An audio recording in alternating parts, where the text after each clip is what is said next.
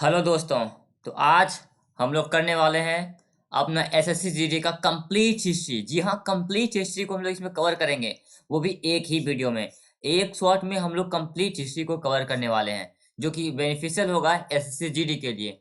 अगर आप SSC GD का तैयारी कर रहे हैं तो ये वीडियो आप जरूर देखिए, क्योंकि इस क्लास से, बस इस एक क्लास से आपको कंप्लीट हिस्ट्री आपका कवर हो जाएगा। बस एक क्लास है, सोचो भाई, इससे बड़ा बात क्या हो सकता है कि आप एक क्लास से पूरा पूरा हिस्ट्री कवर कर पा रहे हो।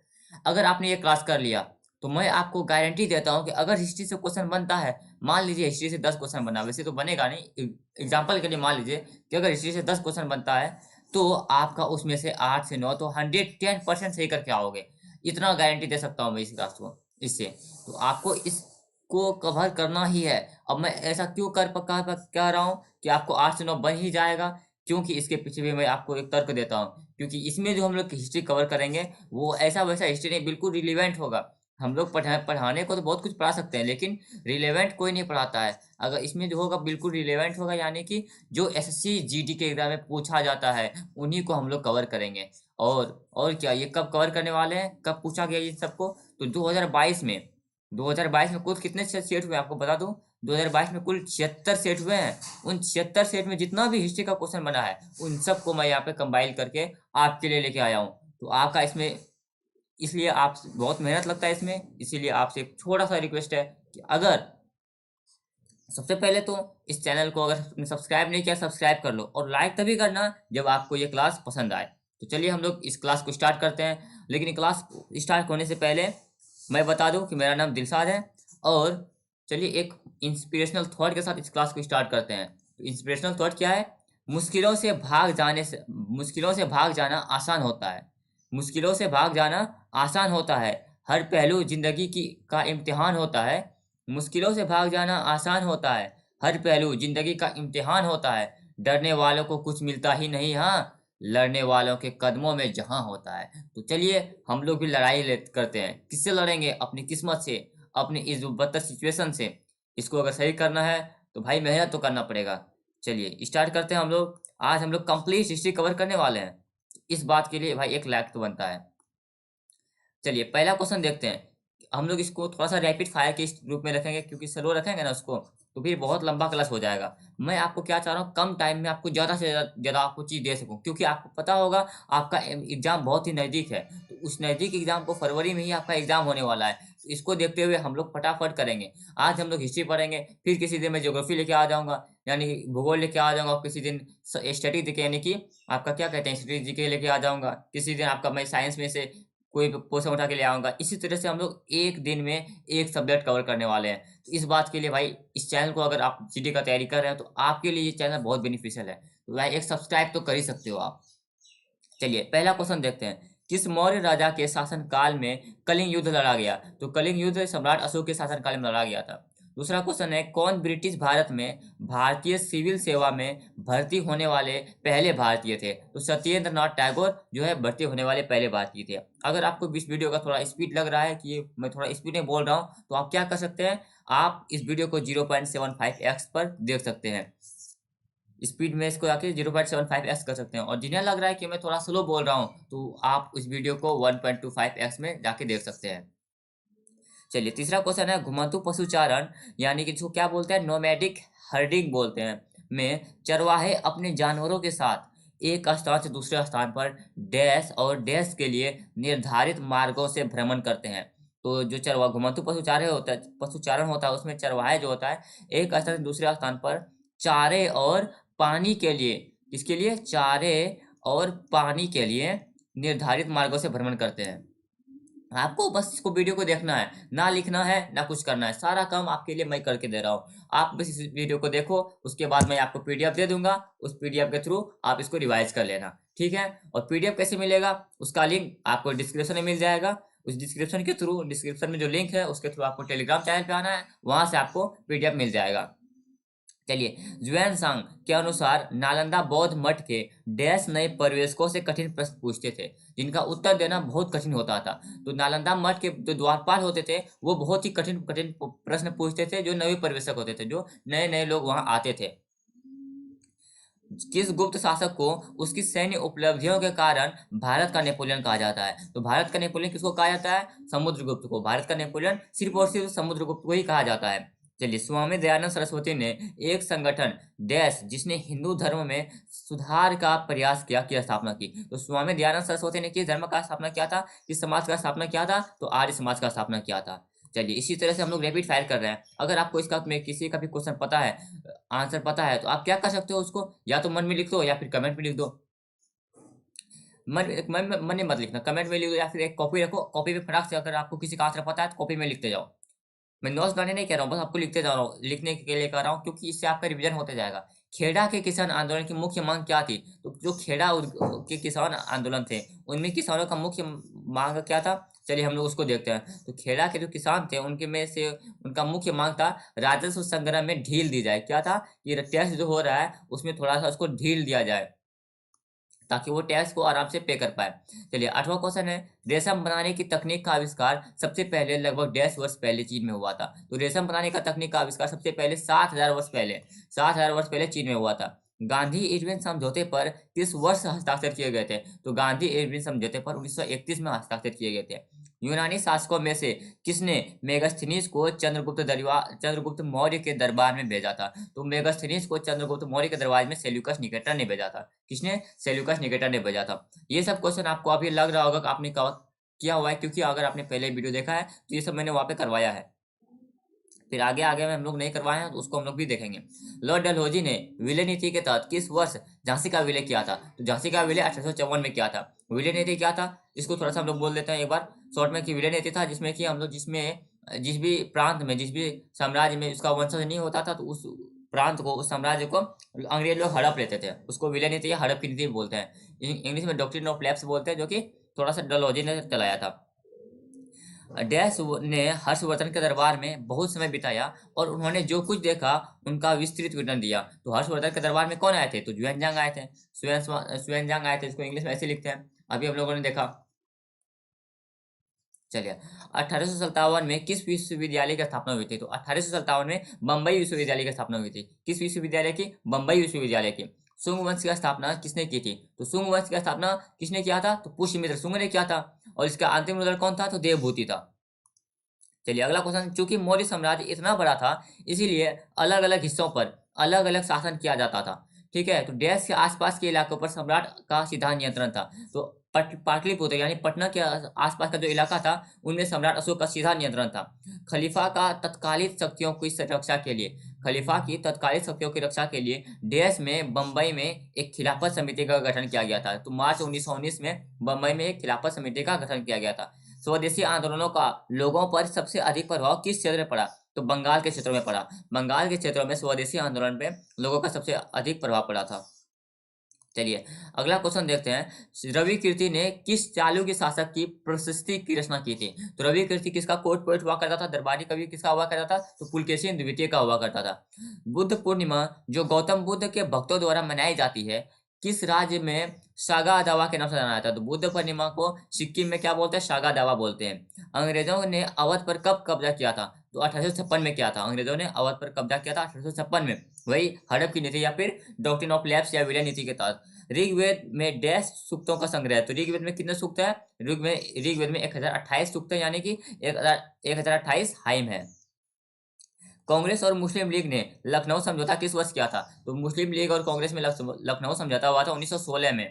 ठीक, अगला क्वेश्चन देखते हैं। हम लोग इस पर रैपिड फायर करने वाले हैं दोस्तों। इसी बात के लिए हम लोग अभी तक मेगास्थनीज के अनुसार चंद्रगुप्त के रक्षक शाही जुलूसों के दौरान सोने और चांदी में से सजाए गए डैश की सवारी करते थे। तो मेगास्थनीज के अनुसार जो चंद्रगुप्त थे, तभी हाथियों का सवारी किया जाता था। हाथियों का सवारी किया जाता था, क्योंकि घोड़ा तो बाद में आया था, है ना।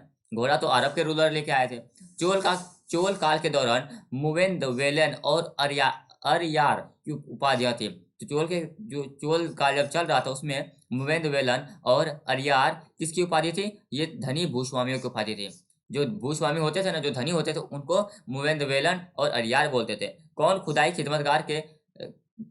खुदाई खिदमतगारों के अहिंसक आंदोलन के संस्थापक थे? तो खुदाई खिदमतगार, ये किसने स्थापना किया था? खान अब्दुल गफ्फार खान ने। याद रखिएगा दोस्तों, थोड़ा ये इंपॉर्टेंट बन जाता है। खुदाई खिदमतगार किसने स्थापना किया था? खान अब्दुल गफ्फार खान ने स्थापित किया था। मध्य भारत में बस्तर का विद्रोह कब हुआ था? बस्तर का विद्रोह कब हुआ था? 1910 में हुआ था। बस्तर का विद्रोह कब हुआ था? 1910 में। कौन मौर्य साम्राज्य का अंतिम राजा था? तो मौर्य साम्राज्य का अंतिम राजा बृहद्रथ था। और प्रथम राजा कौन था? तो चंद्रगुप्त प्रथम राजा था। ठीक है, अगला क्वेश्चन देखते हैं। भोपाल झील, जो कि अपने समय की सबसे बड़ी कृत्रिम झीलों में से एक है, का निर्माण किस शताब्दी में किया गया था? तो भोपाल झील का निर्माण किस शताब्दी में किया गया था? चलिए बताइए फटाक से। भोपाल झील का निर्माण जो है 11वीं शताब्दी में किया गया था। किस शताब्दी में? 11वीं शताब्दी में किया गया था, जो कि सबसे बड़ी कृत्रिम झील भी है। अंग्रेजों द्वारा पारित किस अधिनियम ने अंग्रेजों द्वारा पारित किस अधिनियम ने भारतीयों को हथियार रखने की अनुमति नहीं दी? तो अंग्रेजों ने ऐसा कौन सा अधिनियम लाया था जिसके कारण भारतीयों को हथियार रखने का अनुमति छीन लिया गया था उसे? तो वो था आर्म्स एक्ट 1878। आर्म्स का मतलब पता ही होगा आपको, हथियार होता है। तो आर्म्स एक्ट, इस तरह से आप तुक्का भी लगा सकते हैं। कौन सुंग वंश का प्रथम शासक था? लेकिन आप तुक्का नहीं लगाइएगा क्योंकि आपने तो पढ़ लिया है। आर्म्स एक्ट 1878 के तहत भारतीयों को हथियार रखने का अनुमति नहीं दिया गया था। कौन सुंग वंश का प्रथम शासक था? तो अभी भी बताया, पुष्यमित्र सुंग था। 31वां क्वेश्चन। निम्नलिखित में से तीन, अच्छा अभी तक हम लोगों ने 30 क्वेश्चन कर लिया है दोस्तों। 30 क्वेश्चन हम लोगों ने कर लिया है। इस बात के लिए एक लाइक तो बनता है। निम्नलिखित में से तीन का नाम अक्सर समूह के रूप में से एक साथ प्रयोग किया जाता है। निम्न में से विषम व्यक्तित्व का चयन कीजिए। तो देखो, तीन का नाम एक साथ लिया जाता है, लेकिन और एक जो है वो विषम व्यक्ति है। उसका नाम देखो, लाला लाजपत राय, बाल गंगाधर तिलक और बिपिन चंद्र पाल। तो इसको हम लोग क्या बोलते हैं? लाल बाल पाल बोलते हैं ना दोस्तों, लाल बाल पाल। अगर आपने पहली बार सुना है तो भाई क्या कर रहे हो, दो सुन लो, अभी सुन लो। लाल बाल पाल सभी ने सुना रखा होगा। तो हम लोग इन तीनों का साथ में नाम लेते हैं, है ना। लाल से लाला लाजपत राय, बाल से बाल गंगाधर तिलक और पाल से बिपिन चंद्र पाल। जिसमें दादा भाई नेहरूजी, ये अलग बात हो गया। तो यहाँ पे विषम व्यक्तित्व कौन है? दादा भाई नेहरूजी है। अच्छा, इसने एक बुक लिखा था। कौन सा बुक लिखा था आपको बताइए? अश्वघोष घोष, जिन्होंने बुद्ध चरित्र की रचना की। बुद्ध चरित्र की रचना की, देश के दरबार में रहते थे। अश्वघोष घोष, जिन्होंने बुद्ध चरित्र की रचना की, वो कनिष्क के दरबार में रहते थे। सम्राट कनिष्क महान, आपको पता होगा कनिष्क। चलिए, संथाल नामक जनजातीय समूह देश में बगावत कर देते थे। संथाल नामक जो जनजातीय समूह थे वो 1855 में बगावत किया था। कब किया था? संथाल विद्रोह कब हुआ था? 1855 में। चलिए 34वां क्वेश्चन देखते हैं। कावेरी डेल्टा में मुत्तरैयार की सत्ता थी। ठीक, वे देश के पल्लव राजाओं के अधीनस्थ थे। तो ये मुत्तरैयार जो है, ये किसकी? कांचीपुरम के जो पल्लव राजा थे, कांचीपुरम के जो पल्लव राजा थे उनके अधीन थे। डैश, जो कनिष्क के दरबार में रहते थे। बुद्ध की जीवनी, बुद्ध चरित्र की रचना की। देखिए एक ही क्वेश्चन को कैसे घुमा फिरा के पूछा जाता है। अभी आपने देखा था कि अश्वघोष के क्वेश्चन बना था, वही क्वेश्चन सेम रिपीट किया, लेकिन लैंग्वेज बदल दिया। तो देखो भाई, इससे आपको आइडिया लग जाता है कि लैंग्वेज ही बदल सकती है, बदल बदल के एक ही क्वेश्चन को रिपीट किया जाता है।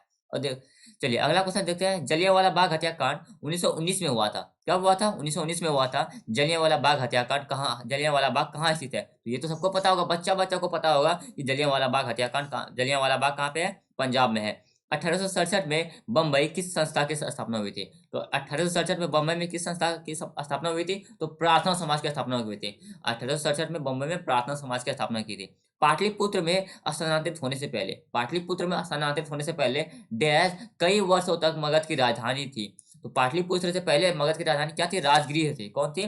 राजगृह। सम्राट अशोक के डैश, सम्राट अशोक के डैश के पुत्र थे। तो सम्राट अशोक किसके पुत्र थे? सम्राट अशोक बिंदुसार के पुत्र थे।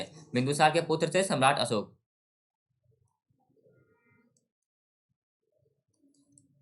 अरे यार, 40वां क्वेश्चन हो गया। अभी देखो भाई, 40वां क्वेश्चन हो गया है। हो जा भाई। एक सेकंड यार, क्या क्या हो गया है?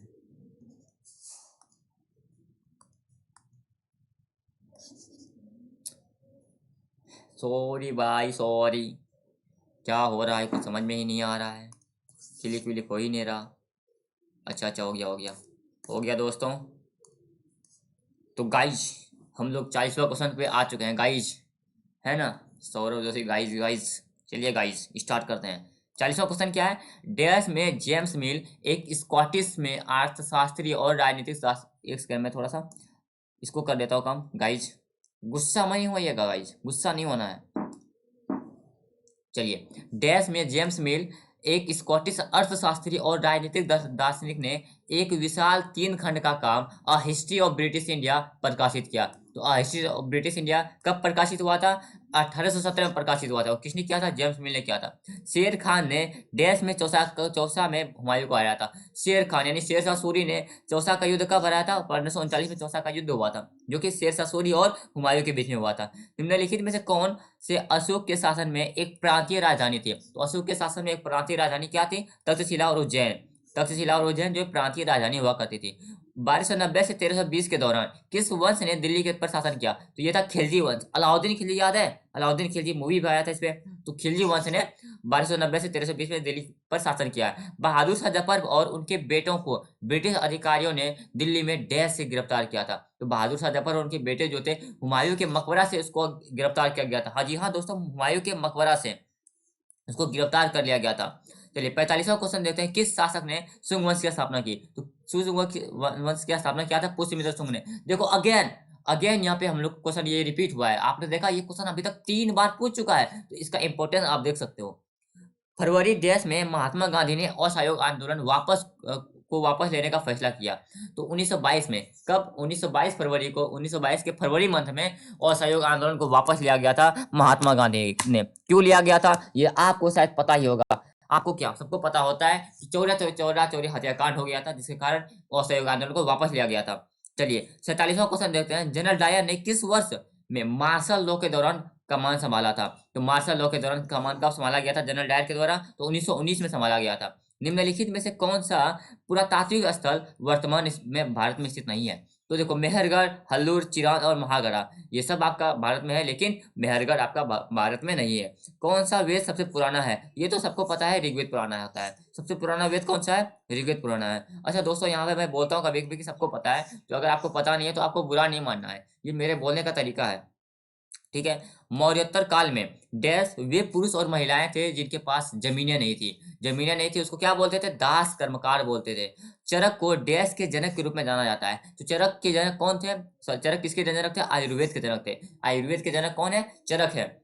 एक प्रसिद्ध तमिल महाकाव्य शिलप, क्या नाम है, शिलप्पादिकराम की रचना इलंगो नामक एक कवि ने लगभग 150 वर्ष पहले की थी। तो शिलप्पादिकाराम जो इलंगो ने रचना किया था 1800 वर्ष पहले किया गया था। देश के एक महान आदिवासी नेता वीर लखन नायक को भारत छोड़ो आंदोलन में भाग लिया और 1943 में अंग्रेजों द्वारा उन्हें फांसी दे दी गई। ये कौन थे? उड़ीसा के थे। उड़ीसा के वीर लखन नारायण नायक कहाँ थे? कहाँ के थे? उड़ीसा के थे, जो भारत छोड़ो आंदोलन में हिस्सा लिया गया था। इसी बात पे बताइए भारत छोड़ो आंदोलन स्टार्ट कब हुआ था? ले, फिर से वही यार। हाँ बताइए भारत छोड़ो आंदोलन स्टार्ट कब हुआ था? तो आपको पता होना चाहिए भारत छोड़ो आंदोलन 1942 में स्टार्ट किया गया था। भगवान महावीर ने 1.5 वर्ष की आयु में घर छोड़ दिया और ज्ञान की तलाश में एक जंगल में रहने चले गए थे। तो 30 वर्ष की आयु में घर छोड़ दिया गया था। देखो 30 वर्ष की आयु में घर छोड़ दिया और आप क्या कर रहे हो बताइए। भारतीय राष्ट्रीय कांग्रेस की स्थापना कब हुई थी? तो भारतीय राष्ट्रीय कांग्रेस की स्थापना 1885 में हुई थी। और क्या किसके द्वारा किया था? A.O. ह्यूम ने किया गया था। A.O. ह्यूम ने भारतीय राष्ट्रीय कांग्रेस की स्थापना की थी। जी हाँ, कांग्रेस का स्थापना अंग्रेजों ने किया था और अंग्रेजों को ही भगा दी। ये होता है भारतीय का पावर। चलिए 56वां क्वेश्चन देखते हैं। मेगास्थनीज के अनुसार पाटलिपुत्र में कुल कितने द्वार थे? तो मेगास्थनीज के अनुसार पाटलिपुत्र में 64 द्वार थे। तो 64 दूर से 64 द्वार थे।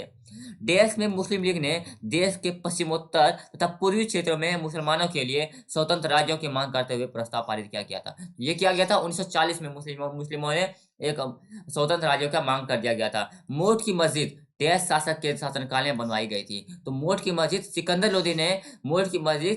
लोदी के शासनकाल में बनाया गया था। चलिए बढ़ते हैं हम लोग आगे क्वेश्चन की ओर। अगला क्वेश्चन क्या है हम लोगों का? 59। वेद चारों वेदों में सबसे छोटा है और यह हिंदू परंपरा में एक दिव्य स्थिति रखता है और धुनों और मंत्रों का संग्रह है। तो यह है सामवेद। कौन सा वेद? सामवेद। 1877 में वायसराय लिटन ने देश को भारत की साम्राज्ञी के रूप में स्वीकार करने के लिए एक दरबार का आयोजन किया गया था। तो महारानी विक्टोरिया का जो है भारत के साम्राज्ञी के रूप में स्वीकार करने के लिए एक दरबार का आयोजन किया गया था। तो भाई आपको पता चला, आपने 60 क्वेश्चन कर लिया। इस बात पे अपने लिए अपने पीठ थपथपा लो भाई, अपना थोड़ा सा गर्व महसूस करो, क्योंकि आपने लगातार 60 क्वेश्चन कर लिया। बहुत कुछ स्टूडेंट ऐसे होंगे जो अभी तक देख भी नहीं पाए होंगे, वो शुरू के ही निपट लिए होंगे। तो भाई उसका सिलेक्शन होगा, आपका सिलेक्शन होगा।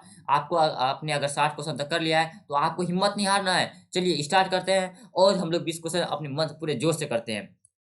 61वां क्वेश्चन है, ताकि आपका सिलेक्शन हो पाए। 61वां क्वेश्चन है, प्राचीन काल में डैश नदी के दक्षिण क्षेत्र को मगध के नाम से जाना जाता था। तो मगध क्या था क्वेश्चन, दक्षिण क्षेत्र को डैश के नदी के दक्षिण को मगध के नाम से जाना जाता था। तो मगध किसके, मतलब क्वेश्चन पूछ रहा है मगध किस नदी के पीछे है, के दक्षिण में है, ये क्वेश्चन पूछ रहा है। अल्टीमेटली इस क्वेश्चन को पूछा जा रहा है कि मगध किस क्षेत्र, किस नदी के पीछे है, दक्षिण में है। तो मगध है आपका गंगा नदी के दक्षिण में है। चलिए अगला क्वेश्चन देखते हैं, पूना पैक्ट के परिणाम स्वरूप हरिजन सेवक संघ की स्थापना कब हुई थी? तो पूना पैक्ट कब हुआ था? 1932 में हुआ था। तो हरिजन सेवक संघ की स्थापना भी 1932 में ही हुआ होगा।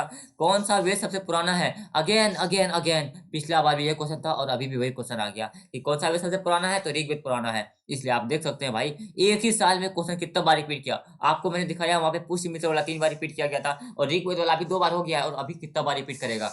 चलिए, चौरी चौरा घटना किस आंदोलन के दौरान किया हुआ था? देखो पिछले बार क्या पूछ लिया कि असहयोग आंदोलन कब बंद किया गया था, अभी पूछ लिया कि चौरी चौरा घटना किस आंदोलन के दौरान हुआ था। तो ये भी असहयोग आंदोलन के दौरान ही हुआ था। चलिए अगेन अगला क्वेश्चन देखते हैं हम लोग का, किस राजवंश ने मौर्योत्तर काल में रेशम मार्ग का नियंत्रण किया गया था? तो रेशम का मार्ग कहाँ कब बनाया गया था? तो वही one and only Kushan, Kushan साम्राज्य में, इस कुषाण के राजवंश में मौर्योत्तर काल में रेशम का मार्ग का स्थापना किया गया था, का नियंत्रित किया गया था। किस सत्याग्रह का नेतृत्व डॉक्टर बी आर अम्बेडकर ने किया था? तो डॉक्टर बी आर अम्बेडकर ने किस सत्याग्रह का नेतृत्व किया था? महार सत्याग्रह। इसका महार सत्याग्रह, डॉक्टर बी आर अम्बेडकर बहुत महान है, तो ये भी महान सत्याग्रह का ही नाम लेंगे ना, नेतृत्व करेंगे ना, तो महार सत्याग्रह। ऋग्वेदों के मंत्रों के समूह डैश कहलाते हैं? तो अभी अभी देखा हम लोगों ने, पूछा था पिछले क्वेश्चन में कि कितना समूह था, कितना सूक्त है, तो हमने बताया था 1028 है। अभी पूछ लिया तो उसको क्या कहते हैं, तो उसको सूक्त कहते हैं।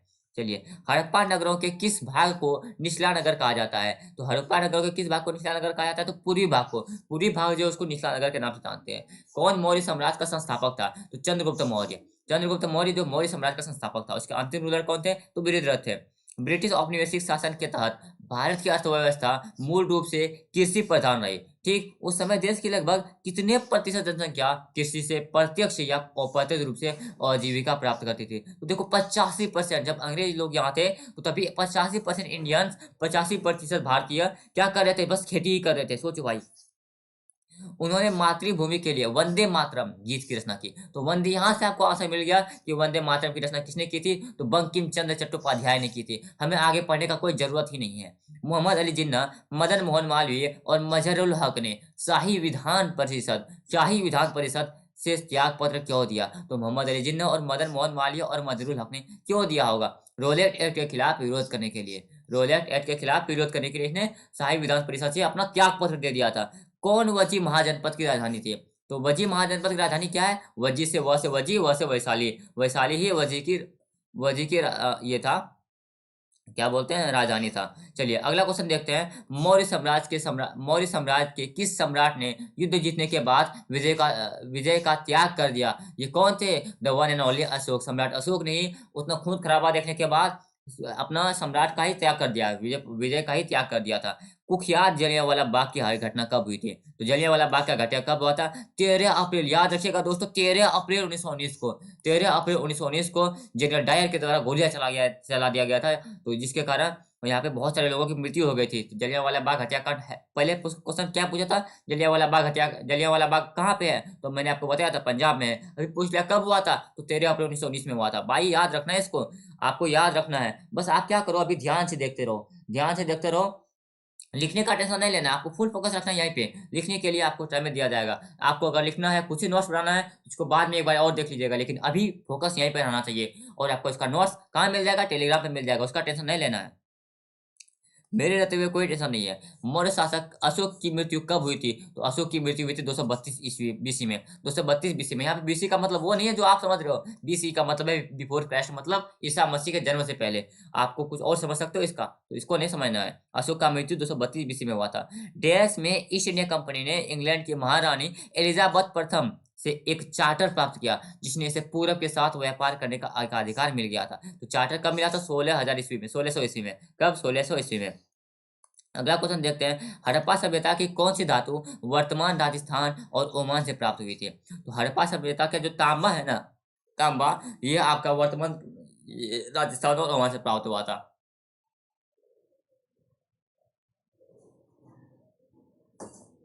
चलिए अगला क्वेश्चन है, महात्मा गांधी जनवरी 10 जनवरी में भारत लौटे थे। तो महात्मा गांधी जो 1915 में भारत लौटे थे, है ना, 1915 में अफ्रीका से लौट के आए थे।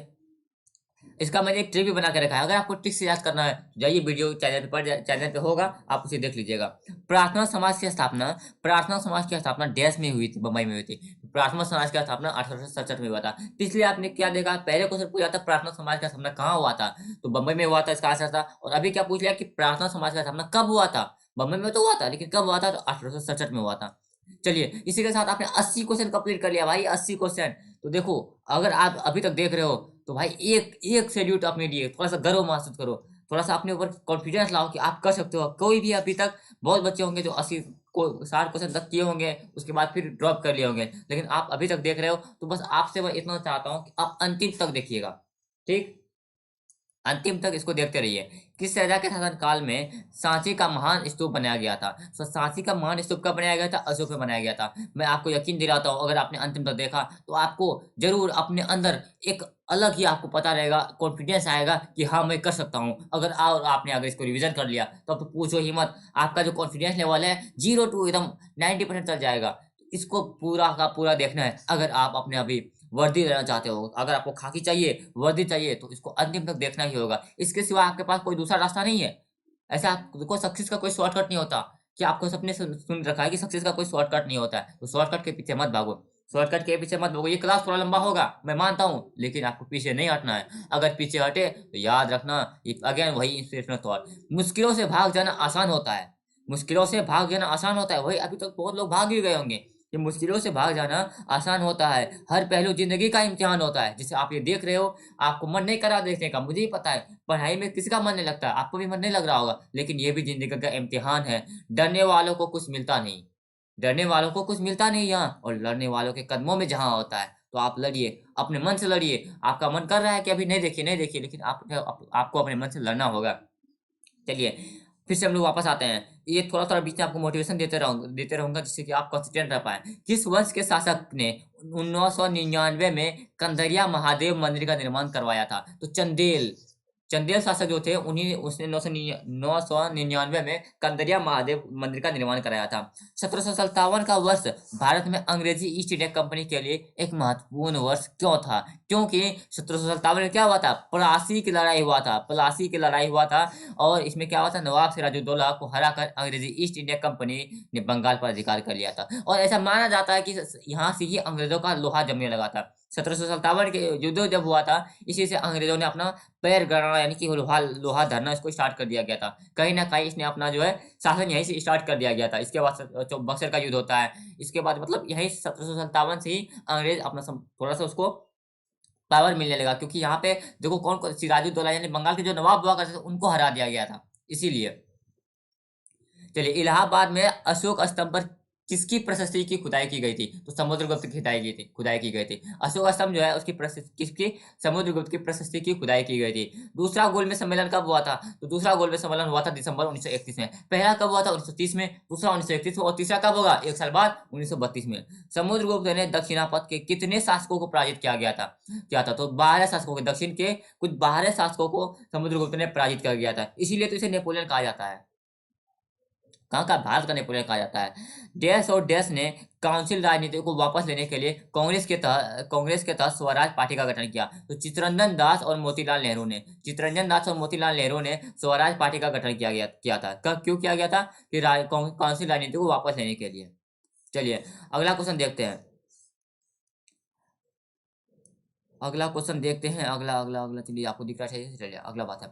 88 क्वेश्चन है। 1919 में निम्नलिखित में से कौन सी प्रमुख घटना घटी थी? जलियांवाला बाग हत्याकांड, असहयोग आंदोलन, बंगाल विभाजन या चंपारण विद्रोह? तो अभी अभी हम लोग पढ़ के आए हैं कि जलियांवाला बाग हत्याकांड 1919 में ही हुआ था, तो इसका आंसर यही हो जाएगा। 1967 में पश्चिम बंगाल के दार्जिलिंग जिले में के नक्सलबाड़ी में शुरू हुए आंदोलन का नाम क्या था? तो 1967 में जो पश्चिम बंगाल के दार्जिलिंग में स्टार्ट हुआ था, उसका नाम था नक्सली आंदोलन। क्या नाम था? नक्सली आंदोलन। किसे? प्रियदर्शी के नाम से जाना जाता है। ये प्रियदर्शी नहीं है, पियक्कर नहीं है, प्रियदर्शी है। सॉरी सॉरी, ये वाला नहीं, सॉरी सॉरी, है ना राहुल गांधी का वाला, सॉरी सॉरी, वही बोल रहा हूँ मैं। किसी प्रियदर्शी दर्शी किसे प्रियदर्शी के नाम से जाना जाता है? तो अशोक को प्रियदर्शी के नाम से जाना जाता है। अशोक का टाइटल था, अशोक का टाइटल क्या था? प्रियदर्शी। 1873 में उन्होंने सत्यशोधक की स्थापना की। तो सत्यशोधक समाज की स्थापना किसने की थी? ज्योतिबा फुले ने। और किसी ने नहीं किया था दोस्तों? ज्योतिबा फुले ने सत्यशोधक समाज की स्थापना किया था। अर्थशास्त्र किसके द्वारा लिखा गया था? तो ओनली वन विष्णुगुप्त या कौटिल्य। कौटिल्य बोलो, विष्णुगुप्त बोलो, चाणक्य बोलो, जो भी बोलो, इसी ने अर्थशास्त्र का स्थापना किया गया था। और चंद्रगुप्त मौर्य ने जो मौर्य वंश का स्थापना किया था, वो इसी के मदद से किया था। और किसको हराया था? धनानंद को हराया था दोस्तों, धनानंद को। कौन? हर्षवर्धन के दरबारी कवि और हर्षचंद्र के लेखक थे। तो बाणभट्ट। देखो बाणभट्ट, फिर से क्वेश्चन रिपीट कर गया। क्या आपने नोटिस किया? ये क्वेश्चन पहले भी आया हुआ था और फिर से आया है। क्वेश्चन रिपीट होता है। और इसी तरह अगर आपने पूरा क्लास किया तो आप में भी क्वेश्चन यही आएगा, आप में भी यही क्वेश्चन आएगा। इसीलिए आपको ये पूरा क्लास करना है। चलिए 94 क्वेश्चन देख लेते हैं। 1866 ईस्वी में, 1866 में, अगर आपको मैं फिर से बता रहा हूँ कि अगर आपको ये थोड़ा सा स्पीड लग रहा है कि मैं स्पीड बोल रहा हूँ, तो आप क्या करो, तो वीडियो को थोड़ा स्लो कर लो, वीडियो को स्लो कर लो, ठीक। और आपको जिसे लग रहा है कि मैं थोड़ा सा स्लो बोल रहा हूँ, नहीं स्लो तो मैं बोल ही नहीं रहा, फिर भी अगर आपको लग रहा है तो आप क्या कर सकते हैं, वीडियो को थोड़ा फास्ट करके देख सकते हैं। यूट्यूब में ये सारी फैसिलिटी है। आप क्या कर लो, जिसको स्लो लग रहा है तो वो 1.25 पे देख ले, और जिसको फास्ट लग रहा है वो 0.75 पे देख ले, दोनों का सोल्यूशन हो जाएगा। लंदन में 1866 ईस्वी में लंदन में ईस्ट इंडिया एसोसिएशन की स्थापना किसने की थी? तो लंदन में जो ईस्ट इंडिया एसोसिएशन का स्थापना किया था, दादा भाई नेरोजी ने। किसने? दादा भाई नेरोजी ने। इसका एक बुक था, मैं याद नहीं क्या इसका बुक था, कैपिटलिज्म नहीं, इकोनॉमी पे एक बुक था इसका, वो बुक अभी मुझे याद नहीं आ रहा है। उसी से हम लोग रेगुलर से उसी से लेने लगे थे। और तुम्हारा जो है जब बजट भी उसी से हम लोग लिए थे। चलिए 95 वो आपने नहीं पूछेगा, वो थोड़ा सा हाई लेवल का क्वेश्चन बन जाता है। हिंदुस्तान सोशलिस्ट रिपब्लिकेशन एसोसिएशन यानी SSRA की स्थापना दिल्ली के डैश में हुई थी। तो फिरोज शाह कोटला में हुआ था। ऐसा SSRA का स्थापना कब हुआ, कहाँ हुआ था? तो फिरोज शाह कोटला में हुआ था। किस मौर्य राजा ने धम्म की अवधारणा को लोकप्रिय बनाया था? तो अशोक ने जो धम्म की अवधारणा को लोकप्रिय बना दिया था। सितंबर 1948 ईस्वी में भारतीय सेना ने अपने हस्तक्षेप द्वारा किस रियासत पर अधिकार स्थापित किया था? तो सितंबर 1948 में भारतीय सेना ने अपने हस्तक्षेप द्वारा हैदराबाद पर अधिकार स्थापित किया था। इस पे हैदराबाद पे। चलिए 98 क्वेश्चन है, कौन वाकाटक राजवंश के संस्थापक थे? तो विंध्य शक्ति वाकाटक राजवंश के संस्थापक थे। गौतम बुद्ध के भक्तों द्वारा मनाई जाने वाली बुद्ध पूर्णिमा हिंदू माह डैश में मनाई जाती है। तो गौतम बुद्ध के भक्तों द्वारा जो बुद्ध पूर्णिमा मनाया जाता है वो हिंदू महीना के माह के बैसाख में मनाया जाता है। कब? बैसाख में। 1928 ईस्वी में दिल्ली में फिरोज शाह कोटला के मैदान में एक बैठक में डैश की स्थापना की गई थी। इसके नेताओं ने भगत सिंह, जतिन दास और अजय घोष थे। तो फिरोज शाह कोटला में अभी देखा, फिरोज शाह कोटला में हिंदुस्तान सोशलिस्ट रिपब्लिक एसोसिएशन यानी SSRA का स्थापना किया था। देखो एक ही दिन क्वेश्चन रिपीट कर गया, ये एक ही दिन क्वेश्चन रिपीट कर गया है दोस्तों। 1919 में मैं आपको बार बार बोल रहा हूँ कि क्वेश्चन रिपीट करता है। अगर आपके मन में है कि नहीं एसएससी बहुत हार्ड क्वेश्चन पूछता है, रिपीट नहीं करता, तो आपको पता, अभी आप लोगों के प्रूफ, आप लोगों के सामने प्रूफ है कि वो क्वेश्चन रिपीट करता है। तो चलिए इसी के साथ हम लोगों ने 100 क्वेश्चन कर लिया है। 100 क्वेश्चन कर लिया है दोस्तों, 100 क्वेश्चन कर लिया है। अगेन अगेन आपने ये एक भी उपलब्धि हासिल कर लिया है। आपको, अगर आप लोग यहाँ तक क्लास देख रहे हो तो मेरी तरफ से आपको एक तगड़ा वाला सैल्यूट है। 1919 में आप पहले से अगर इतना आप देख रहे हो तो आप समझ लो कि आप औरों से, भीड़ से बहुत अलग हो चुके हो। 1919 ईस्वी में गांधी जी ने डैश के विरोध में सत्याग्रह का आह्वान किया था। तो रोलेट एक्ट जो आया था 1919 में, उसके विरोध में सत्याग्रह का आह्वान किया था। अशोक ने अपने शिलालेख में उल्लेख किया है कि उसने राजा बनने के डैश बाद कलिंग पर विजय प्राप्त किया था। 8 वर्ष बाद, अशोक जब 8 वर्ष का हुआ, राजा बनने के 8 वर्ष के बाद ही कलिंग युद्ध पर विजय प्राप्त कर लिया था।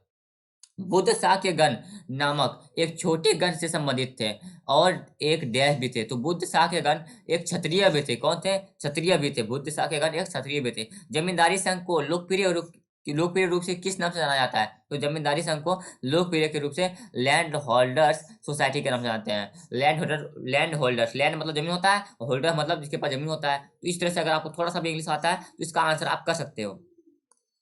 चलिए, चोल अभिलेखों के अनुसार विद्यालयों के रखरखाव के लिए भूमि को क्या कहा जाता था? तो चोल अभिलेखों के अनुसार विद्यालयों के रखरखाव के लिए भूमि को शाला भोग कहते हैं। क्या बोलते हैं? शाला भोग। B.R. अम्बेडकर द्वारा दलित नहीं, ये दलित वर्ग है। क्या क्या हो रहा है? B.R. अम्बेडकर द्वारा दलित वर्ग संघ की स्थापना किस वर्ष की गई थी? तो 1930 में की गई थी।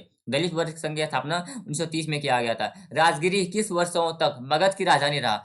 बाद में राजधानी को पाटलिपुत्र कर दिया गया था। बाद में राजधानी को डैश में स्थानांतरित कर दिया गया था, तो पाटलिपुत्र में क्या गया था। ये अगेन क्वेश्चन ये रिपीटेड है दोस्तों, आपको भी पता चल गया होगा कि ये क्वेश्चन तो रिपीट हुआ है ना। तो चलिए इसी बात पे अगर आपने वीडियो को अभी तक लाइक नहीं किया है तो लाइक कर दो। मैं आपको बार बार लाइक करने क्यों बोलता हूँ, पता नहीं क्यों बोलता हूँ, बस बोल देता हूँ, कर लिया करो भाई।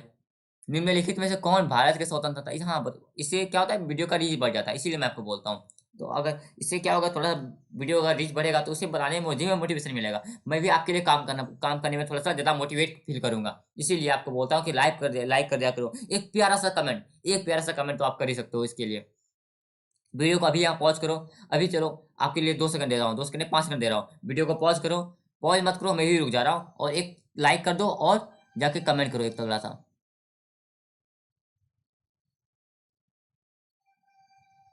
हो गया? आपको जो भी फील हो रहा है इस वीडियो को देख के, उसे जाके आप कमेंट करो। चलिए, आपने आई होप कमेंट कर दिया होगा। निम्नलिखित में से कौन भारत के स्वतंत्रता आंदोलन के लिए लाल बाल पाल में से एक थे। तो लाल से आपको देखो भाई, क्या क्वेश्चन की तरह रिपीट कर रहा है, बस अगेन वही बात है, खाली रिपीटेड क्वेश्चन कर रहा है। लाल से लाल बहादुर शास्त्री, बाल से बाल और क्या था, बाल से बिपिन चंद्र पाल। यहाँ तो है, ये नहीं है, क्या हो गया। निम्नलिखित में से कौन भारत स्वतंत्रता आंदोलन के लाल बाल पाल में से एक था, ये पूछ रहा है। लाल बाल पाल में से एक कौन थे, तो लाल से लाल बहादुर शास्त्री, ये आंसर हो जाएगा आपका। एक सेकंड लाल से लाल लाजपत राय, सॉरी, मैं भी कभी कभी घबरा जाता हूँ। सतलुज नदी, नहीं नहीं भावुक मैं कभी कभी भावुक हो जाता हूँ, इसके लिए माफी कर दीजिएगा दोस्तों। सतलुज नदी घाटी में जल विद्युत उत्पादन और सिंचाई के लिए कौन सी परियोजना बनाई गई थी, तो भाखड़ा नंगल परियोजना बनाया गया था। भाखड़ा नंगल परियोजना बना गया था। ये क्या है भाखड़ा नंगल परियोजना, इसके तहत डैम बनाया जाता है। असहयोग खिलाफत आंदोलन को जनवरी डैश में शुरू किया हुआ था, जनवरी 1921 में असहयोग खिलाफत आंदोलन शुरू किया गया था। गयासुद्दीन बलबन ने किस काल में भारत में शासन किया, तो 1266 से 1287 ईस्वी में बलबन ने शासन किया गया था। 1905 में। अच्छा, बलबन की मृत्यु कैसे हो गई थी, मैं आपको बता देता हूँ, पुत्र मोह में। इसका एक बेटा जो है ना, इसका बेटा मर गया था, इस कारण ये भी मर गया। तो देखो बाप ऐसा होना चाहिए, पुत्र मोह कितना बड़ा था कि बेटा मरा तो बाप भी मर गया। 1905 में बंगाल के विभाजन के लिए 1905 में बंगाल के विभाजन के लिए अंग्रेजों द्वारा कौन सा प्रमुख मुख्य तर्क प्रस्तुत किया गया था, तो ये बोला था कि प्रशासनिक कार्य के कारण हम लोग बंगाल का विभाजन कर रहे हैं, यही बोला था। चलिए हम लोग देख लेते हैं ऑप्शन में क्या है, आंसर क्या है। वही लिखा है ना, प्रशासनिक सुविधा के लिए बंगाल का विभाजन कर रहा है। यही लोग ना बहुत ही झूठ बोलता था, बोल दिया कि प्रशासनिक सुविधा में थोड़ा सा प्रॉब्लम हो रहा है क्योंकि बंगाल बहुत बड़ा था, इसीलिए हम लोग इसका विभाजन कर रहे हैं। चलिए, नालंदा विश्वविद्यालय की स्थापना डैश द्वारा 5वीं शताब्दी में किया गया था, तो कुमार गुप्त ने कर किया था। नालंदा विश्वविद्यालय का स्थापना किसने किया था, कुमार गुप्त ने किया था। असहयोग आंदोलन के प्रस्ताव की पुष्टि दिसंबर 1920 में डैश में आयोजित भारतीय राष्ट्रीय कांग्रेस के वार्षिक अधिवेशन में किया गया था, तो नागपुर में हुआ था। कब नागपुर में अधिवेशन हुआ था, जो 1920 में हुआ था ना, वहीं पे असहयोग आंदोलन का पुष्टि किया गया था। सातवाहन साम्राज्य की स्थापना लगभग कितने वर्ष पूर्व हुई थी, तो 2100 वर्ष पूर्व हुआ था। सातवाहन साम्राज्य का स्थापना लगभग 2100 वर्ष पूर्व हुआ था। हर्षवर्धन ने नर्मदा नदी पार करके दक्कन की ओर बढ़ने की कोशिश की, तब चालुक्य नरेश डैश ने उन्हें रोका। तो हर्षवर्धन ये थे, चालुक्य नरेश जो है पुलकेशिन द्वितीय ने उसे रोका था, हर्षवर्धन को रोका था। और हर्षवर्धन ने इसे रोका नहीं था, हराया भी था, सॉरी पुलकेशिन द्वितीय ने इसे रोका नहीं, हराया भी था। वे 1893 में शिकागो में हुई विश्व धर्म संसद में दिए गए उनके भाषण के लिए लोकप्रिय है। यहाँ वे किसे कहा जा रहा है, तो देखो शिकागो में 1893 में भाषण किसने दिया था, स्वामी विवेकानंद ने दिया था। प्रसिद्ध शासक कनिष्क डैश वंश के थे, तो कनिष्क जो कुषाण वंश के थे। बक्सर का युद्ध कब लड़ाया गया था, तो बक्सर का युद्ध 1764 ईस्वी में लड़ाया गया था। पल्लवों के अभिलेखों में कई स्थानीय सभाओं की चर्चा है। पल्लवों के अभिलेखों में कई स्थानीय सभाओं की चर्चा है। इनमें से एक था ब्राह्मण भूस्वामियों का संगठन, जिसे क्या कहते हैं, जिसे सभा भी कहते थे। दिसंबर 1929 ईस्वी में देश की अध्यक्षता में लाहौर कांग्रेस ने पूर्ण स्वराज का मांग औपचारिक कर दिया गया था। तो जवाहरलाल नेहरू ने पूर्ण स्वराज का मांग औपचारिक कर दिया गया था 1929 में। किसने वज्जी पर प्रस्तावित हमले के बारे में सलाह लेने के लिए बुद्ध से मुलाकात की, तो वज्जी पर किसने हमला करने के लिए प्रस्तावित हमले के बारे में सलाह लेने के लिए वश्याकार ने, किसने, वश्यकार ने बुद्ध से मुलाकात किया था। गुप्त शासक चंद्रगुप्त, गुप्त शासक समुद्रगुप्त की प्रशंसा में लिखित प्रयाग प्रशस्ति या इलाहाबाद स्तंभ के रचयिता कौन है? तो इलाहाबाद स्तंभ, जिसको भी प्रयाग प्रशस्ति बोलते हैं, उनके रचयिता है हरिसेन। कौन है? हरिसेन। चलिए अगला क्वेश्चन देखते हैं। सहायक गठबंधन प्रणाली, जिसके तहत किसी भारतीय शासक को अपने खुद के सशस्त्र बलों को भंग करना पड़ता है और अपने क्षेत्र में ब्रिटिश सेना और निवासियों को स्वीकार करना पड़ता है, किसने शुरू किया था? तो लॉर्ड वेलेस्ली ने किया था। लॉर्ड वेलेस्ली ने ही सहायक गठबंधन प्रणाली शुरू किया था 1986 में। आपको इतना बड़ा याद नहीं रखना, ये सब आपको बस याद रख लेना है कि सहायक गठबंधन प्रणाली लॉर्ड वेलेस्ली ने स्टार्ट किया था 1986 ईस्वी में। स्वर्ण मंदिर में आतंकियों के खिलाफ एक ऑपरेशन चलाना पड़ा।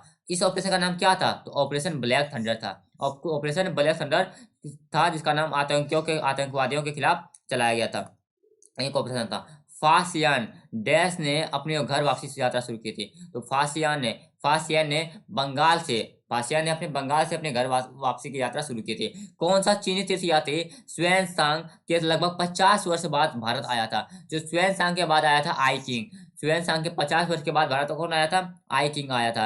उद्धम सिंह ने किसकी हत्या की थी? देखो उद्धम सिंह उसी ने जो है ना, गोली ने बम फेंक दिया था, पता है आपको ना, ब्रिटिश के पार्लियामेंट में बम फेंक दिया था, वही उद्धम सिंह है। इसने जनरल ओडायर को या माइकल ओडायर को मार दिया था। क्यों पता है? क्योंकि इसने, ये ओडायर से नाम याद आया, जलियांवाला बाग हत्याकांड, ये वही है। तो इसी ने गोली चलवाया था ना उद्धम सिंह से। तो भाई अपना भारत में क्या क्या है, उद्धम सिंह गया कहाँ? ब्रिटिश पार्लियामेंट, यानी ब्रिटिश का पार्लियामेंट में जाके, संसद में जाकर बम फेंक दिया था और जनरल ओडायर को मार दिया था। सोचो हिम्मत, ऐसे ऐसे लोग हैं हमारे पास। सावित्री बाई ने अपने पति ज्योतिबा, भाई इस बात के लिए भाई, उद्धम सिंह के लिए तो अगर आपने अब तक लाइक नहीं किया तो लाइक कर दो। उद्धम सिंह के लिए भाई, ब्रिटिश जाके बम फेंक रहा है, तो इस बात के लिए एक लाइक कर दो। उद्धम सिंह के लिए एक प्यारा सा कमेंट, जो भी आपका मन में आ रहा है उद्धम सिंह को लेकर, उसे आप लिख दो कमेंट में। हम भी देखें कि आप उद्धम सिंह को कैसे देखते हैं।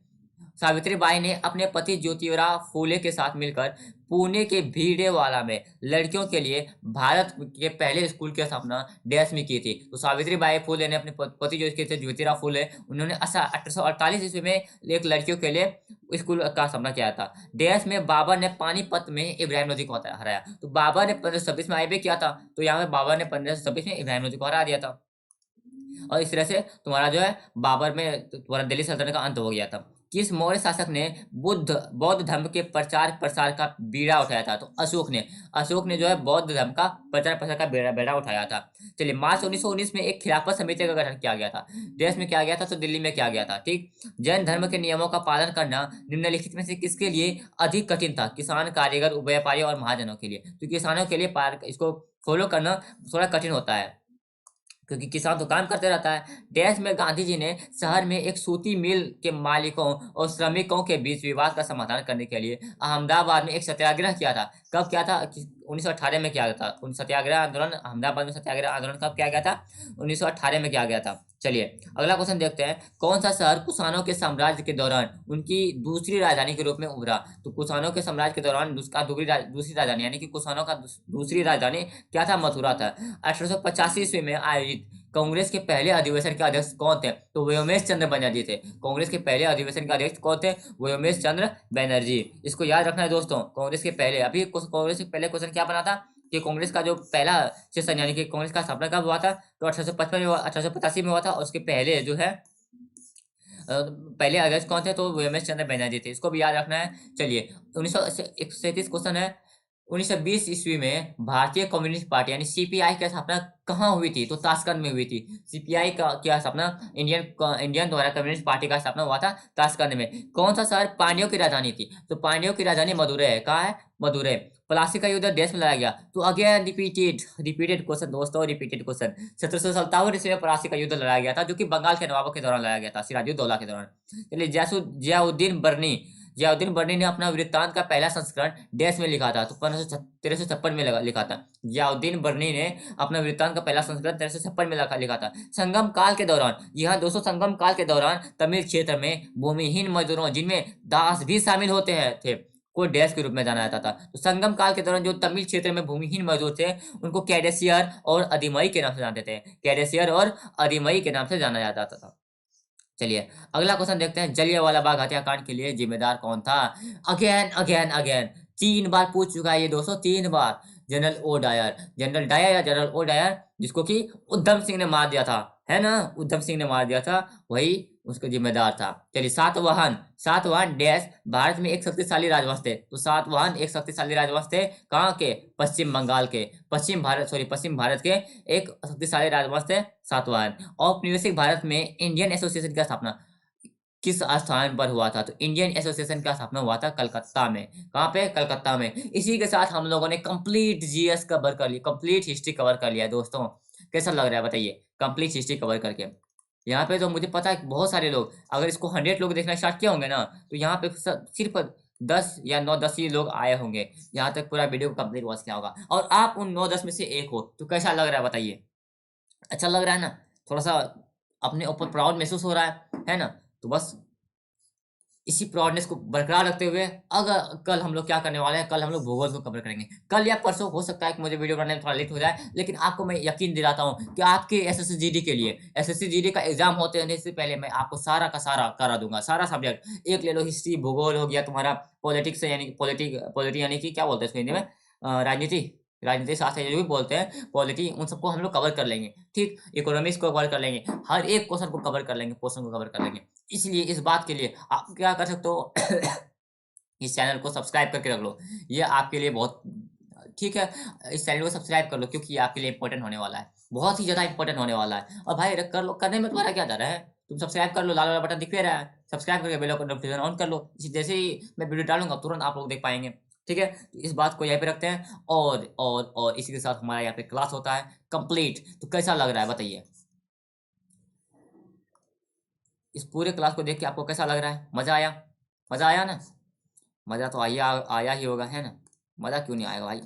इतना हम लोग पढ़े हैं, मज़ा तो आना ही चाहिए। ठीक, अगर आपको मज़ा आया है तो मज़ा आ ही गया, अब क्या चाहिए?